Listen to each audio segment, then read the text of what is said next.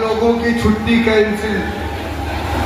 13 तारीख तक मजलिस इत्तेहादुल मुस्लिमीन के तमाम चाहने वालों, तमाम कार्यकर्ता, आपकी सारी छुट्टी कैंसिल।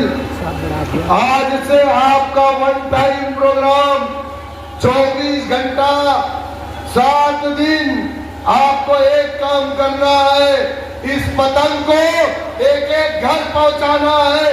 पतंग पतंग पतंग पतंग पतंग करेंगे ना इंशाअल्लाह? करेंगे ना? मेरे दोस्तों, मेरे बुजुर्गों, तकरीर तो बहुत है, अभी तो समाजवादी का नंबर ही नहीं आया। मैं बस आपसे यही कहूंगा कि आजकल पोस्टर पर एक नई पोस्टल गर्ल्स बना करके समाजवादी के लोग हमारी एक बहन इकरा हसन को घुमा रहे हैं। उसको पोस्टर गर्ल बना दिया और वो बच्ची बेचारी, अभी उम्र ही क्या है, अल्लाह उसको हिदायत दे। जैसे ही एमपी बनती है वैसे ही बेचारी मंदिर में चली गई। तो हम यहाँ मस्जिदों में ले जाने की बात करते हैं, मंदिर के मानने वाले मंदिरों में जाए, हम उससे कोई एतराज नहीं, लेकिन मस्जिद को मानने वाला मंदिरों में ना जाए, हमें इससे एतराज है, क्योंकि वो मुर्तद हो जाता है। कानपुर के अंदर शीशा मऊ विधानसभा इरफान सोलंकी, हाजी इरफान सोलंकी, क्या अलहाज इरफान सोलंकी साहब 4 बार के एमएलए, वो बेचारे भी ऐसे ही करते थे। जब उनका टिकट होता था तो जा करके जलाभिषेक करते थे, शंकर के लिंग की पूजा करते थे। उनकी बीवी, उनको क्या हुआ, जेल हो गई, 7 साल की सजा हो गई, सीट खाली हो गई। अल्लाह जिसको चाहता है जहां जैसे जाएगा जलील कर देगा। सीट खाली, उनकी बीवी नसीम बानो, नसीम सोलंकी, पार्टी ने, समाजवादी ने उनको टिकट दे दिया। अब उनको टिकट दिया तो वो बेचारी पहले तो हिजाब में, नकाब में थी, जैसा ही टिकट मिला हिजाब भी उतारा, नकाब भी उतारा, और सबसे पहले जाकर के उसने मंदिरों में पूजा कर लिया। रजा एकेडमी ने फतवा जारी कर दिया कि जल्दी से कलमा पढ़ लो। तो अगर आपको अपने दीन को भी बचाना है तो आप समाजवादी पार्टी से दूरी बना करके रखें। ये ऐसे ही मुसलमान चाहते हैं। और बीजेपी वालों से भी होशियार रहिए। आजकल बीजेपी में भी बड़ी बड़ी दाढ़ी वाले दिखाई दे रहे हैं।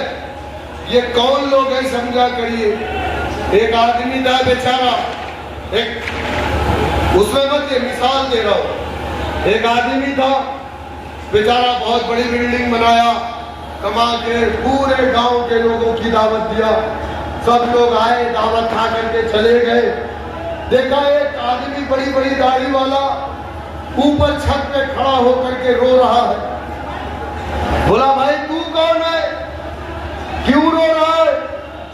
बोले मैं वो इब्लीस हूं जिसने तुझे 2 नंबर का धंधा करवाया, जिसने तुझसे चरस बिछवाया, जिसने तुझसे गांजा बिछवाया, तुझे मैंने यहां तक लाके खड़ा किया, और तू जब बड़ा आदमी बन गया तो यहाँ पे लिखा है हाजा मिन फज़्ल रब्बी, और सबकी दावत दे करके सबको दावत किया रहा है, मैंने तुझे आगे बढ़ाया है।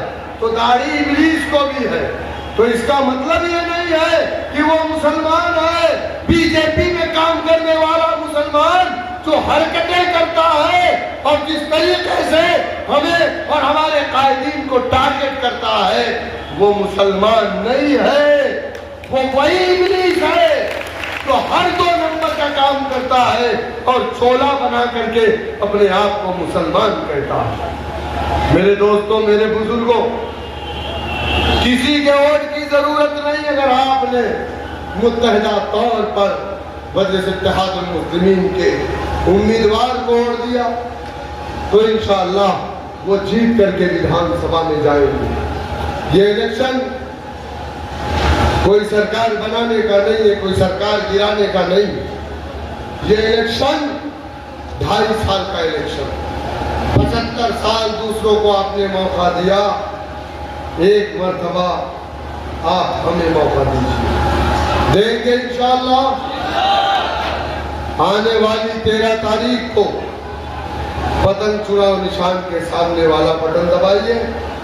जनाब अरशद राना साहब आपके दरमियान में है और आपके दरमियान में रहेंगे इंशाअल्लाह। और मैं आज इस मंच से आजम फारूकी और रमीज माविया और फैज को और उसके तमाम साथियों को जो जेल गए थे, मैं उनको मुबारकबाद देता हूँ कि तुमने आका नबी करीम सल्लल्लाहु अलैहि वसल्लम की मोहब्बत का हक अदा किया। पता नहीं वो मौका हमें कब मिलेगा कि हम भी अपने आका की मोहब्बत में जेल की सलाखों में या पुलिस की गोलियां खाएंगे। हम भी इंतजार कर रहे हैं, हमें जेल से डर नहीं। हमने पहले कहा ना कि हम अपने आका के लिए अपना जान माल सब कुछ अपनी औलाद कुर्बान करने को तैयार है, क्योंकि हमें सबसे ज्यादा अजीज अगर कोई है तो हमारे आका नबी करीम सल्लल्लाहु अलैहि वसल्लम। तो इस दुनिया में आए तो लोगों ने लड़कियों का हक देना शुरू किया, तो इस दुनिया में आए तो लोगों ने नाप तोड़ में बराबरी की, तो इस दुनिया में आए तो लोगों को सदाकत बताई, वो ये दुनिया में आए तो